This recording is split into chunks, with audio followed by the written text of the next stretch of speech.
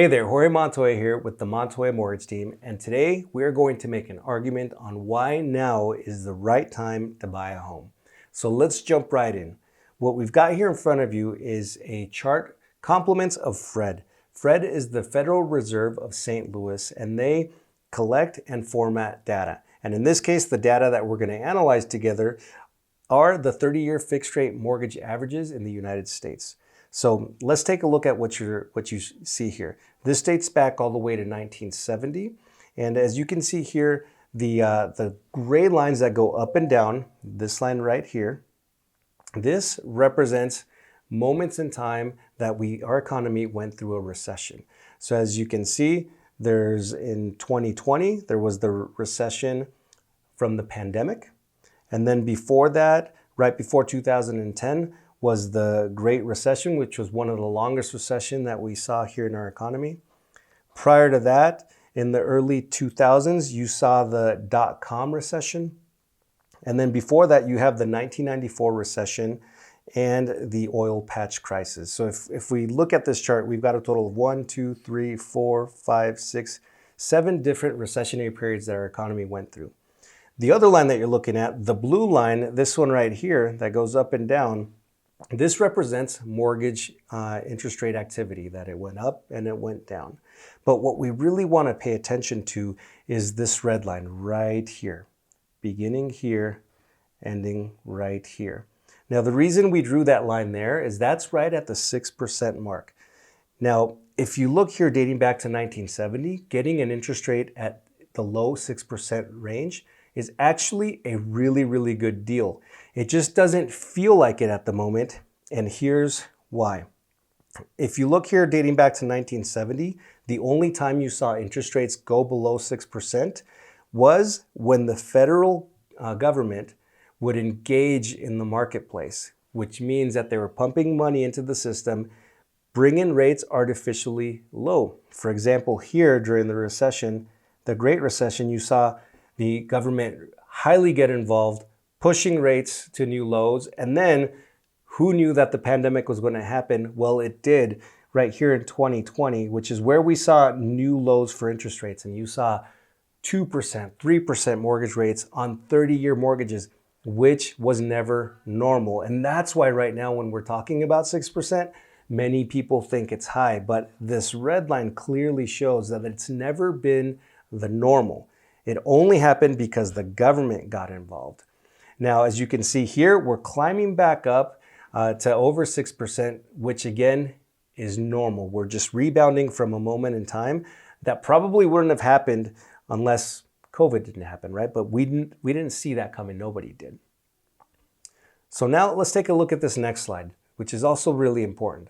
Now we're going to take a look at mortgage originations. So this chart here is compliments of the Mortgage Bankers Association, and it dates back from 2002, and then it gives us a little bit of a forecast into 2025.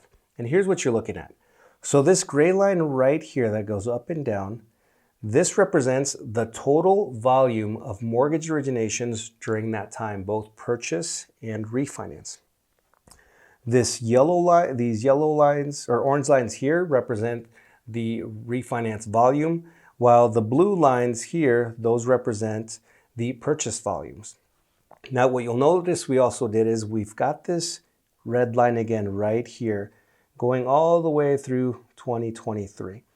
Now, if we look at this data, what you really want to pay attention to is that aside from 2021 right here and 2022, in 2023, we're expecting to have very similar mortgage volume. However, when you look at the refinance volume, look at this high right here. We had over $4 billion in mortgage originations between 2020 and 2021, which is not normal. That was again because interest rates went so far down that mortgage applications went through the ceiling. But what I do want to point out is look at what is expected to happen in 2023. In 2023, we're expected to see very similar volumes as far as the purchases. Refinance still very, very low. However, moving forward into 2024 and 2025, the Mortgage Bankers Association is expecting to see some of the highest mortgage originations when it comes to home buying. So what this means is if you're a potential home buyer thinking, hey, I'm just going to wait for rates to come down, well, in 2024 and 2025, you can expect more competition as you're going to see more and more home buyers enter the marketplace. So now, why are they forecasting this? Where is this thought coming from? Well, let's take a look at that. What we've got here is two massive companies saying the following. So you've got CNBC, who reported that Fannie Mae, who is one of the nation's largest insurers of mortgages, is predicting that in 2023, mortgage rates will fall to 4.5%, which is much lower than they're currently sitting today. But then you've also got Market Insider. Market Insider reported that the Mortgage Bankers Association, they're predicting that in 2023, mortgage rates will hit 5.4% as the U.S. is likely to enter into a recession. Now, both of these are big players in the mortgage and real estate space.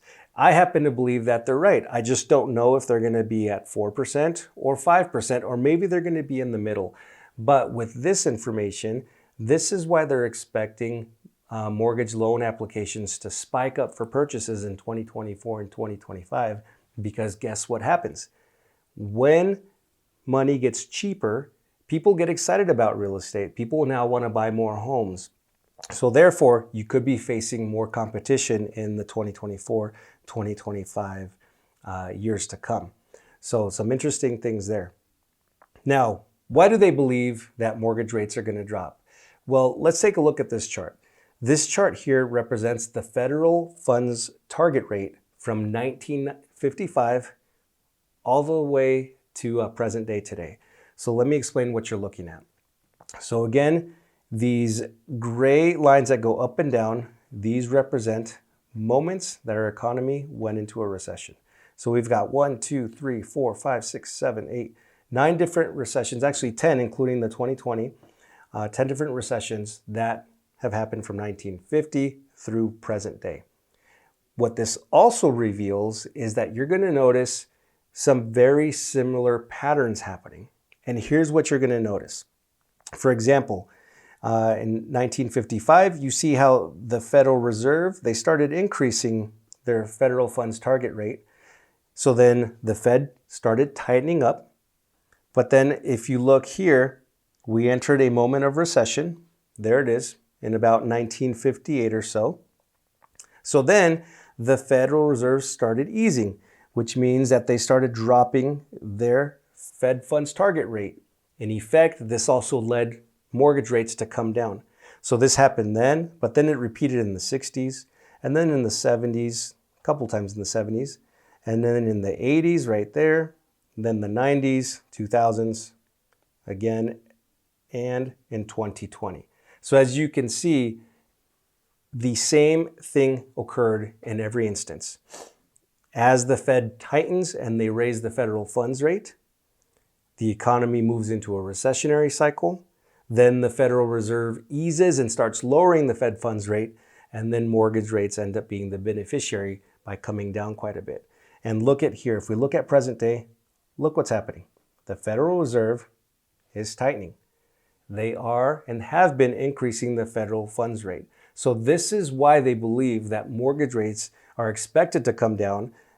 Of course, nobody can guarantee you this, but 10 different times that the Federal Reserve took action gave us a very similar outcome. So if history repeats itself, then we can expect mortgage rates to rise mortgage rates to drop just as they're predicting.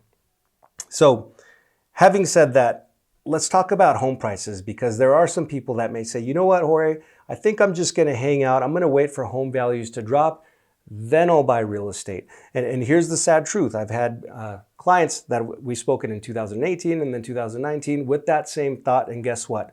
Home values did not drop. They did the opposite. So what we've got here in front of you is Fred, again, the Federal Reserve of St. Louis. And this chart shows the median sales price for new houses sold in the entire United States going back from 1960 through present day. So here's what you're looking at.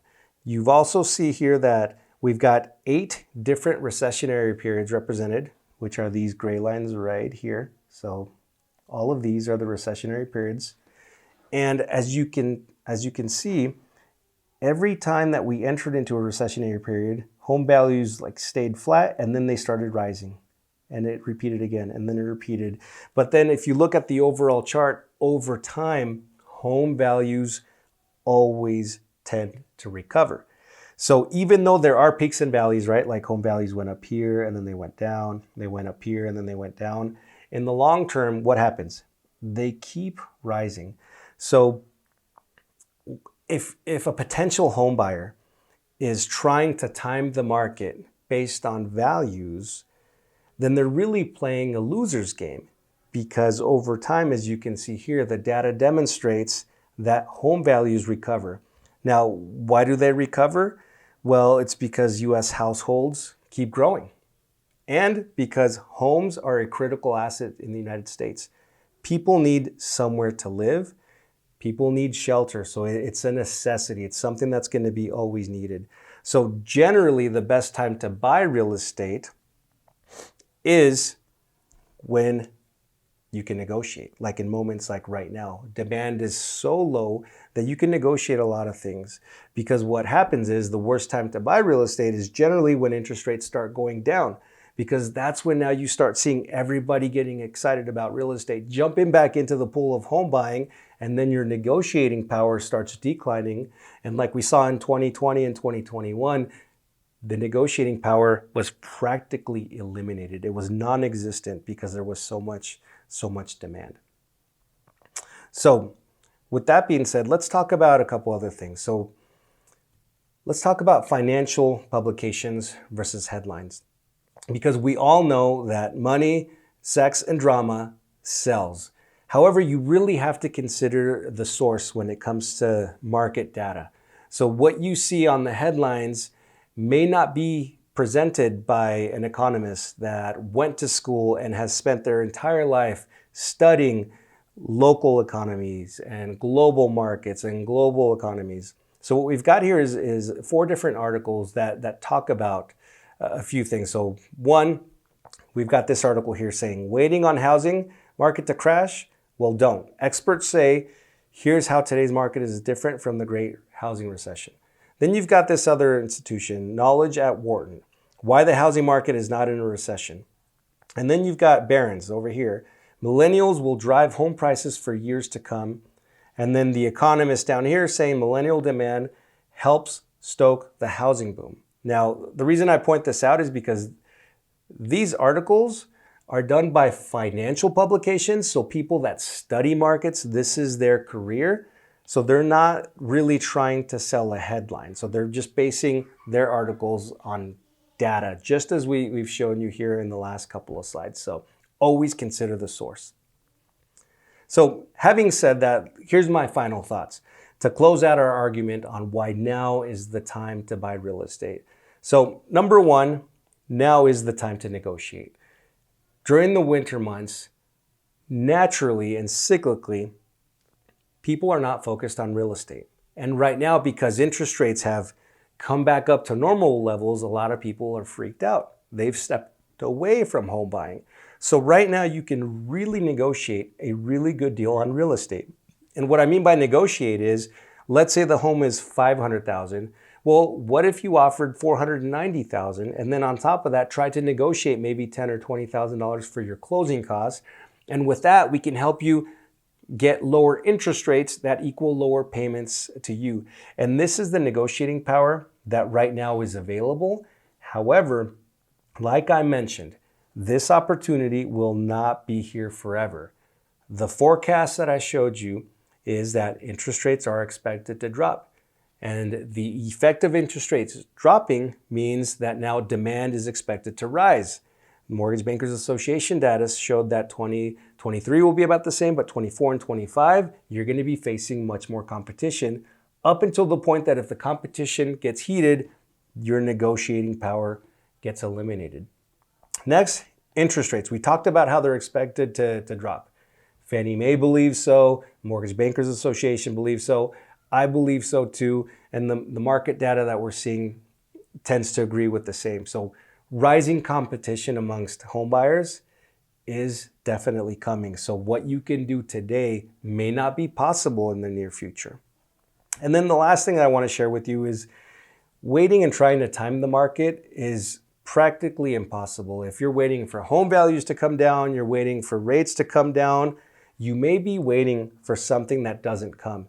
Because as you saw, when it comes to home values, over time, this is what happens, right? They go up and they go down, but the trend keeps going up. That's what we showed you on the data.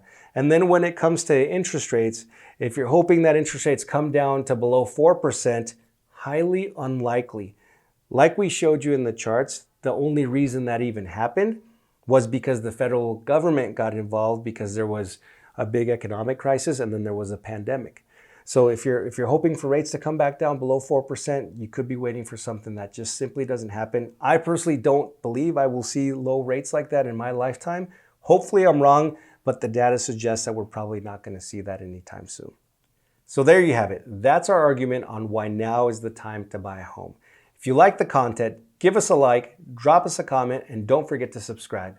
And as always, if you have any questions, we're here to help you. Give us a call, shoot us a text.